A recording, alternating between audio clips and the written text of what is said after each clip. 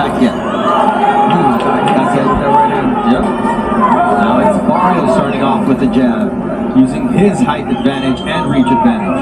6.5 inches taller, 4 inches longer on that reach. Won one overall, including winning one title. His last couple of fights, and again, he's fighting a legend tonight. Does not want to make Pacquiao. That could either be the point that begins his undoing if he gets caught, or that downhill ride as the younger man with the younger legs. Now a left uppercut from Barrios. Getting more confident. And that means that Manny Pacquiao will start to open up and get caught by shots like that right. early in the round, the right hand by Barrios, straight right hand.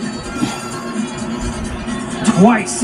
Notice that the first one didn't land flush, and he went for the second one. And here it is again. Getting desperate, Manny Pacquiao lunging in.